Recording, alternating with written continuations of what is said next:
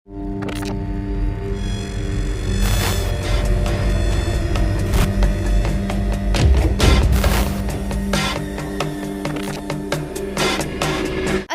علیکم تمام سننے والوں کو نینا وائس کی جانب سے خوش آمدید۔ امید کرتی ہوں کہ تمام دوست خیریت سے ہوں گے۔ تو دوستو، آج میں آپ کی خدمت میں جس نئے ناول کے ساتھ حاضر ہوئی ہوں اس کا نام ہے اسپار گن۔ تو اس کی طرف آنے سے پہلے میری تمام دوستوں سے گزارش ہے کہ ہمارے چینل نینا وائس کو کر دیجئے سبسکرائب، تاکہ ہمارے آنے والی ہر ویڈیو کا نوٹیفیکیشن آپ کو ملتا رہے۔ تو چلیے اسپار گن کی شروعات کرتے ہیں۔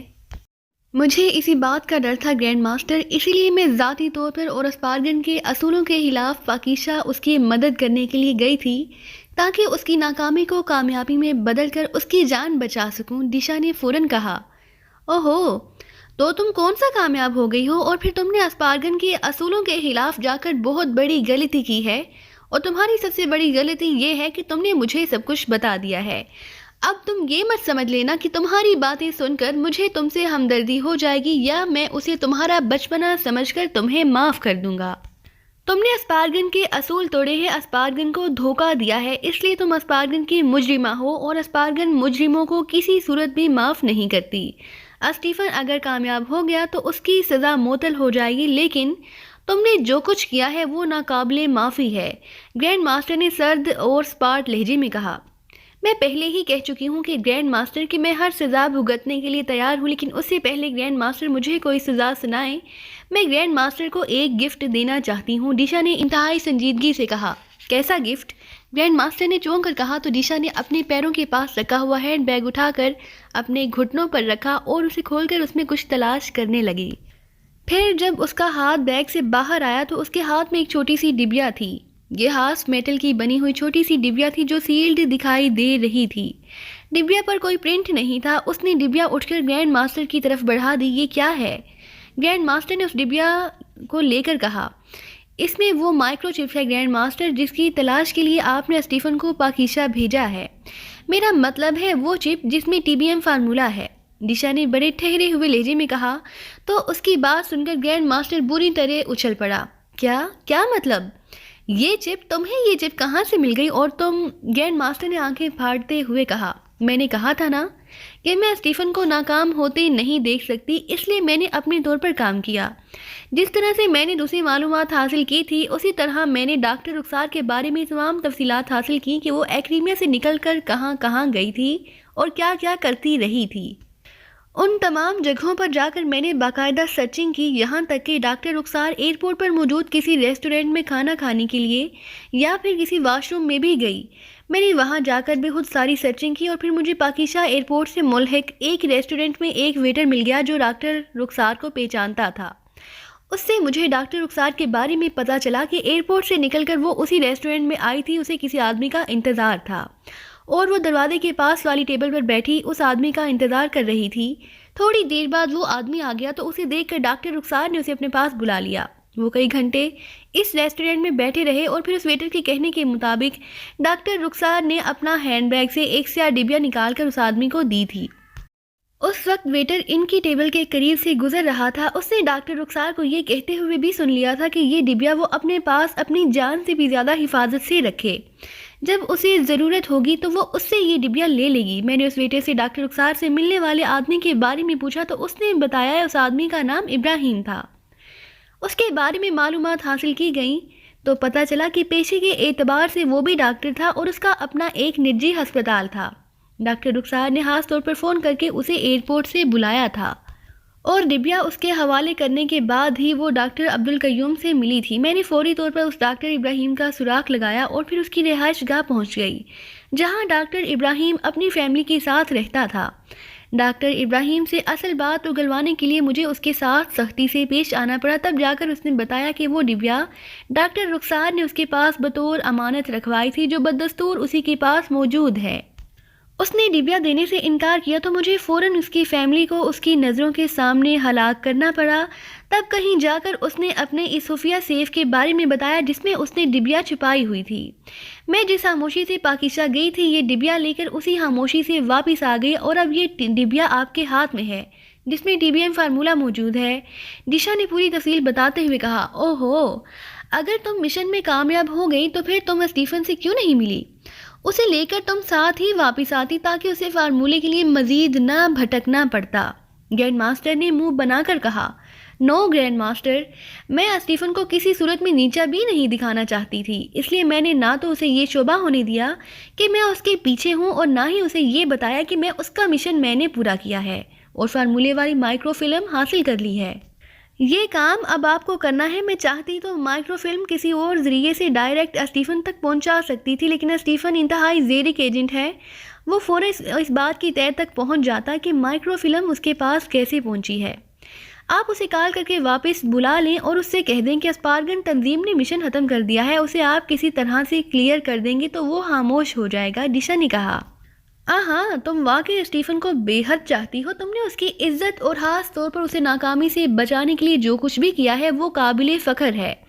جو کچھ تم نے بتایا ہے اسے سن کر میرا دل تو یہی کہہ رہا تھا کہ اسپارگن کے خلاف جا کر تم نے جو غداری کی ہے اس کی تمہیں سخت سزا دوں، لیکن یہ سب کر کے تم نے اپنے اسٹیفن کو بچانے کے ساتھ ساتھ اسپارگن کی ساکھ کو بھی محفوظ رکھا ہے اور مشن مکمل کر کے یہ ثابت کر دیا ہے کہ تم واقعی اسپارگن کی ایک قابل فخر اور بہترین لیڈی ایجنٹ ہو۔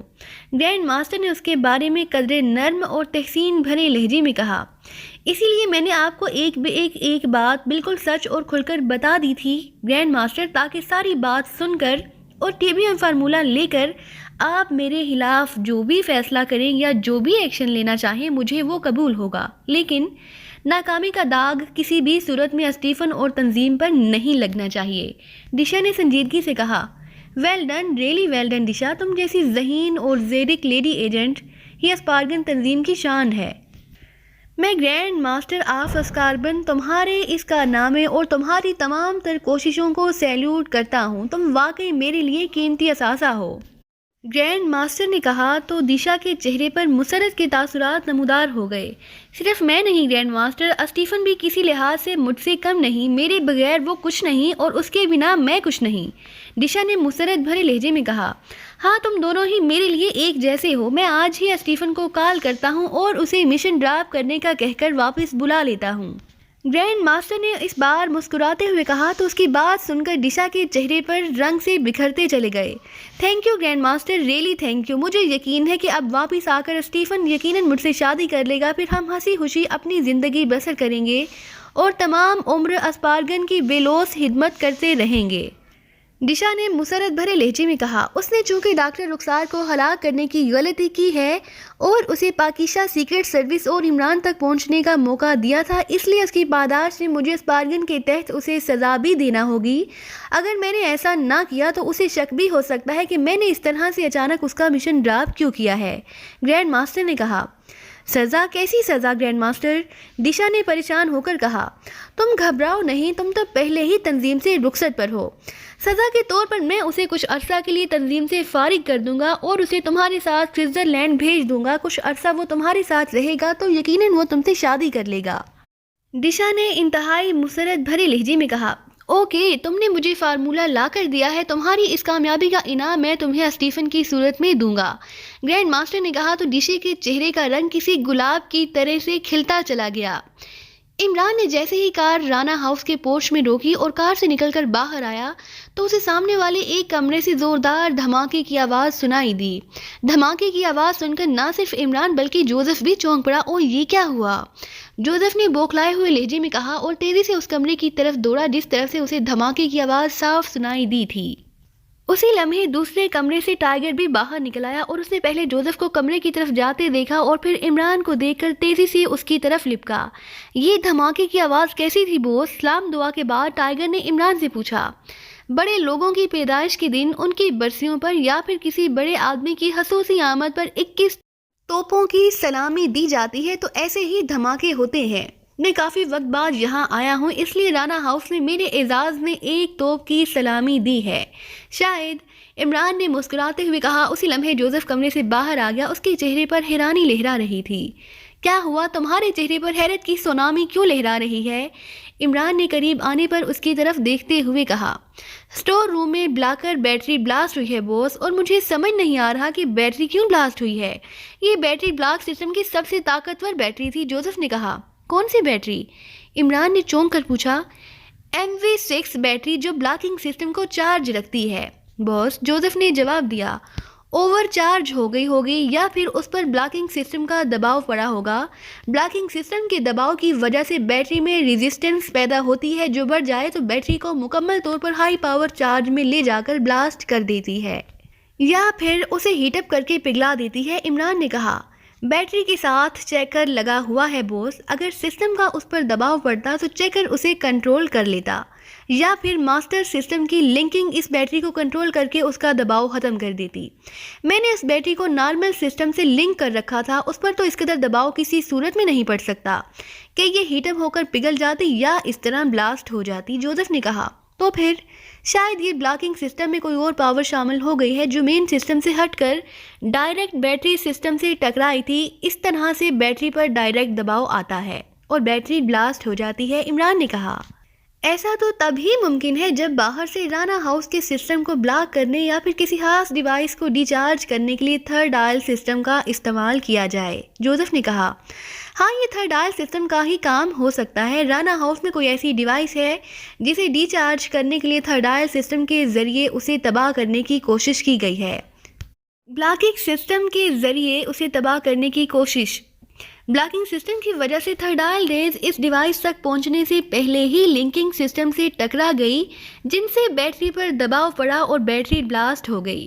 جا کر مین سسٹم چیک کرو، پتہ چل جائے گا کہ باہر سے تھرڈ آئل سسٹم کو کس ڈگری اور کس قدر پاور سے فائر کیا گیا ہے، اور یہاں ایسی کون سی ڈیوائس موجود ہے جسے نشانہ بنانے کی کوشش کی گئی ہے، عمران نے کہا۔ یس بوس، میں ابھی چیک کرتا ہوں، جوزف نے کہا۔ بلاکنگ سسٹم کو دوسری بیٹریوں کے ساتھ منسلک کر دو تاکہ دوبارہ تھرڈ آئل سسٹم فائر کیا جائے تو رانا ہاؤس میں موجود غیر متعلق ڈیوائس بلاسٹ نہ ہو سکے، جوزف نے کہا۔ تو عمران نے اسبات میں سر ہلا دیا۔ جاؤ چیک کرو تھرڈ آئل سسٹم کہاں سے فائر ہوا ہے اور اس کا مقصد کیا ہے۔ MV سسٹم بھی آن کر لینا، اس سے تمہیں پتہ چل جائے گا کہ تھرڈ آئل سسٹم سے کس ڈیوائس کو ہٹ کرنے کی کوشش کی گئی ہے۔ تمہیں اس ڈیوائس کی لوکیشن بھی پتہ چل جائے گی۔ جیسے ہی اس ڈیوائس کا پتہ چلے مجھے فوراً آ کر بتاؤ، عمران نے کہا۔ تو جوزف نے اسبات میں سر ہلا دیا اور تیزی سے مڑ کر ایک طرف دوڑتا چلا گیا۔ ہاں تو ٹائیگر بہادر، اب تم اپنی پریم لیلا سناؤ، عمران نے جوزف کے جانے کے بعد ٹائیگر سے مخاطب ہو کر کہا۔ پریم لیلا؟ یہ پریم کیا ہے بوس؟ ٹائیگر نے حیران ہوتے ہوئے کہا۔ پریم کا مطلب ہے پیار، اور مجھے لیلا نہیں بلکہ لیلا کہنا چاہیے تھا۔ ہماری لوک کہانیوں میں لیلا مجنو مشہور ہیں۔ پریم لیلا یعنی لیلا کے پیار کی کہانی۔ اب لیلا کون تھی اور مجنو اس کا کیا لگتا تھا، اس کے بارے میں ابھی میں نے تحقیقات نہیں کی ہیں۔ کبھی موقع ملا تو میں ان کے بھی گڑے مردے اکھاڑوں گا اور اس بات کا پتہ چلانے کی کوشش کروں گا کہ مجنو کو لیلا سے یا پھر لیلا کو مجنو سے پیار کیوں ہوا تھا، اور ان کے پیار کی کہانی ادھوری کیوں رہ گئی تھی، اور ان کے بچھڑنے کے اسباب کیا تھے۔ یہ سب پتہ کر کے میں اس بات کی کوشش کروں گا کہ مجھ جیسے مجنو اور جولیا جیسی لیلا کا انجام بھی اس لیلا مجنو جیسا نہ ہو جائے۔ عمران کی زبان چل پڑی تو ٹائیگر ایک طویل سانس لے کر رہ گیا۔ لیکن آپ میری پریم لیلا کا کیوں پوچھ رہے ہیں؟ میری تو کوئی لیلا نہیں ہے اور نہ ہی میں کسی کا مجنو ہوں، ٹائیگر نے مسکراتے ہوئے کہا۔ روزی راسکل تمہاری لیلا ہی ہے، اور اس سے پوچھ کر دیکھو وہ تمہیں اپنا مجنو نہیں مانتی۔ ہاں، یہ الگ بات ہے کہ اس دور کی لیلا بھی راسکل ہے اور مجنو بھی راسکل۔ راسکلز یعنی لیلا مجنو، عمران نے مسکراتے ہوئے کہا۔ تو ٹائیگر بے اختیار ہنس پڑا۔ اب میں کیا کہوں بوس؟ ٹائیگر نے ہنستے ہوئے کہا۔ کہنا کیا ہے، راسکل لیلا لیلا پکارتے ہوئے کسی صحرا میں چلے جاؤ، میں اسے تمہارے پیچھے بھیج دوں گا، پھر دونوں مل کر ویران اور بیابان صحرا کو آباد کرو اور لیلا مجنو کی ادھوری کہانی کو تم دونوں اپنے پیار سے پوری کر دو، عمران نے کہا۔ سوری بوس، یہ مجھ سے نہیں ہوگا، ٹائیگر نے کہا۔ تم نہ کرنا، سب کچھ راسکل لیلا پر چھوڑ دو، وہ تمہاری گردن پر انگوٹھا رکھ کر تم سے اپنے پیار کی کہانی پوری کرا لے گی، عمران نے کہا۔ تو ٹائیگر بے اختیار ہنس پڑا۔ میں اس لڑکی کے بارے میں پوچھ رہا ہوں، عمران نے کہا۔ اوہو، رخسار ہے بوس، وہ رخسار ہے، ٹائیگر نے کہا۔ رخسار تو گالوں کو کہتے ہیں، اور گال کہاں کے رخسار ہے، میرے بھی گال ہیں اور تمہارے بھی۔ رخسار زیادہ معنی رکھتے ہیں، اس لیے شاعر نے اپنی ساری شاعری نسوانی رخساروں پر ہی بیان کی ہے۔ جو کسی شاعر نے مردانہ رخساروں کے لیے ایک شعر بھی لکھا ہو، وہ کیا شعر ہے؟ اس کی زلفیں تھی، لب و رخسار تھے، کٹ گئے رات کے لمحات یوں شرارت کرتے کرتے۔ آپ دیکھو اس شعر میں بھی شاعر نے نسوانی رخسار کا ہی ذکر کیا۔ یہ شعر کوئی خاتون شاعر بھی تو لکھ سکتی تھی کہ اس کا گنجا سر تھا، لب و رخسار تھے اور میرے ہاتھ، کٹ گئے رات کے لمحات یوں ہی۔ عمران نے کہا تو اسے شعر کی مٹی پلید کرتے دیکھ کر ٹائیگر ہنس پڑا۔ اس لڑکی کا نام رخسار ہے بوس، ٹائیگر نے تصحیح کرتے ہوئے کہا۔ لیکن رخسار لڑکی کا نہیں، کسی لڑکی کا نام ہونا چاہیے تھا۔ لخت اٹھا کر دیکھو، رخسار اس میں مذکر ہے، پھر یہ نام کسی لڑکی کا کیسے ہو سکتا ہے؟ عمران نے محسوس لہجے میں کہا۔ اب اس کا کیا جواب دے سکتا ہوں؟ ٹائیگر نے کہا۔ تم نہ دو، میں تم سے جواب مانگ بھی نہیں رہا۔ کہاں ہے وہ مردانہ نام والی محترمہ؟ عمران نے کہا۔ جوزف نے اسے کمرے میں لے جا کر بیڈ پر لٹا دیا ہے اور اسے ریلیکس کا انجیکشن لگا دیا ہے۔ وہ بے حد ڈسٹرب تھی، ہوش میں آنے کے بعد وہ ریلیکس ہوگی اور اس کے ذہن کا دباؤ بھی ختم ہو جائے گا۔ ٹائیگر نے کہا۔ مطلب اس کا 2-4 گھنٹوں سے پہلے ہوش میں آنے کا کوئی امکان نہیں ہے؟ عمران نے منہ بنا کر کہا۔ یس بوس، ٹائیگر نے کہا۔ تو پھر ہوا مہوا مجھے اتنی جلدی کیوں بلا لیا؟ جب وہ ہوش میں آ جاتی تب بلا لیتے۔ تمہاری وجہ سے مجھے پورے پیار کی کہانی ادھوری چھوڑ کر آنا پڑا، عمران نے منہ بنا کر کہا۔ پورے پیار کی ادھوری کہانی؟ کیا مطلب؟ ٹائیگر نے چونک کر کہا۔ میں ایک لو سٹوری پڑھ رہا تھا جس کی اینڈنگ ہیپی ہے۔ مطلب لڑکا اور لڑکی لو بھی کرتے ہیں اور ان کی شادی بھی ہو جاتی ہے، پھر کہانی کے اختتام پر وہ 8-10 بچوں کے ساتھ ہنسی خوشی لائف بسر کرتے ہیں۔ لیلا، مجنو، ہیر، رانجھا یا پھر سسی اور پنو کی طرح بے موت نہیں مارے جاتے، اور نہ ہی ان کے پیار میں ان کا دشمن کیدو ٹائپ کا ویلن ہوتا ہے، عمران نے کہا۔ وہ دونوں باتیں کرتے ہوئے سیٹنگ روم میں آ گئے۔ عمران ایک صوفے پر بیٹھ گیا جبکہ ٹائیگر اس کے سامنے مودبانہ انداز میں کھڑا ہو گیا۔ تم بھی بیٹھ جاؤ، یہ کلاس روم نہیں ہے کہ تم نے سبق یاد نہیں کیا اور میں نے استاد کی طرح تمہیں کھڑا رہنے کی سزا دی ہو، عمران نے کہا تو ٹائیگر مسکراتا ہوا سامنے کرسی پر بیٹھ گیا۔ اس سے پہلے کہ ان میں مزید کوئی بات ہوتی، اسی لمحے جوزف تیز تیز چلتا ہوا آ گیا۔ لو آ گیا کیدو مہاراج، عمران نے کہا۔ کیدو مہاراج؟ یہ کیدو مہاراج کون ہے بوس؟ جوزف نے عمران کی بات سن کر حیرت بھرے لہجے میں کہا۔ تھا ایک پیار کا دشمن جس نے خود تو شادی کر لی تھی لیکن اپنی دادی ہیر کی شادی کی راہ میں ببول کا کانٹا بنا ہوا تھا، بلکہ راستے کا پتھر اور شیشے کی دیوار بنا ہوا تھا۔ عمران نے منہ بنا کر کہا۔ دادی ہیر یہ کون ہے؟ جوزف نے کہا۔ پریشان نہ ہو، یہ تمہارے قبیلے کی بلیک بیوٹی نہیں ہے، ایک بوڑھی آنٹی تھی جس کی داستان اب قصہ پارینہ بن چکی ہے۔ تم بتاؤ تم کون سی توپ چلا کر آئے ہو؟ ویسے توپ کا زمانہ تو نہیں ہے، اس لیے مجھے بھی ڈھنگ سے پوچھنا چاہیے کہ کون سا میزائل چلا کر آئے ہو، عمران نے کہا۔ رانا ہاؤس پر تھرڈائل سسٹم نہیں بلکہ بلاسٹر کنٹرولر چارجر، جسے BCC کہا جاتا ہے، کا استعمال کیا گیا تھا بوس۔ کنٹرول ڈی چارجر سے SS3 ڈیوائس کو بلاسٹ کرنے کی کوشش کی گئی تھی، لیکن چونکہ یہاں ہم نے طاقتور حفاظتی سسٹم آن کر رکھا تھا جو ایسی تمام بلاسٹ کرنے والی ڈیوائسز کو جام کر دیتا ہے، اس لیے اس کنٹرولر کی ویوز ڈائریکٹ SS3 ڈیوائس تک پہنچنے کی بجائے ہمارے سسٹم میں پہنچ گئی۔ یہ طاقتور ویوز تھی جن سے سسٹم پر شدید دباؤ پڑ گیا اور اس دباؤ سے بیٹری ڈبل چارج ہو گئی اور ہیٹ اپ ہو کر بلاسٹ ہو گئی۔ اگر یہ بیٹری ہیٹ اپ ہو کر بلاسٹ نہ ہو جاتی تو چارج ہونے والی ویوز ڈائریکٹ SS ڈیوائس تک پہنچ جاتی اور اسے بلاسٹ کر دیتی، جس کے نتیجے میں زوردار دھماکہ ہوتا اور اس لڑکی کا جسم ٹکڑوں میں تبدیل ہو جاتا، جوزف نے جواب دیتے ہوئے کہا۔ تو عمران اور ٹائیگر چونک پڑے۔ لڑکی کا جسم ٹکڑے ٹکڑے ہو جاتا؟ کیا مطلب؟ عمران نے حیرت بھرے لہجے میں کہا۔ ٹائیگر جس لڑکی کو یہاں لایا ہے SS ڈیوائس اس کے جسم میں موجود ہے بوس۔ BCC اس ڈیوائس کو بلاسٹ کرنے کی کوشش کی گئی تھی تاکہ اس لڑکی کو ہلاک کیا جا سکے۔ اوہ، تو SSD اس لڑکی کے جسم میں انجیکٹ کی گئی ہے، اس کا مطلب ہے وہ لڑکی واقعی کوئی خاص اہمیت کی حامل ہے، عمران نے ہونٹ بھینچتے ہوئے کہا۔ یس بوس، SSD انتہائی طاقتور ٹریکر ڈیوائس ہے۔ اس ڈیوائس کے ذریعے نہ کسی انسان کو مسلسل ٹریک کیا جا سکتا ہے بلکہ اسے مانیٹر کر کے اس کی باتیں بھی سنی جا سکتی ہیں اور ضرورت پڑنے پر اس ڈیوائس کو کنٹرولر کے ذریعے بلاسٹ بھی کیا جا سکتا ہے۔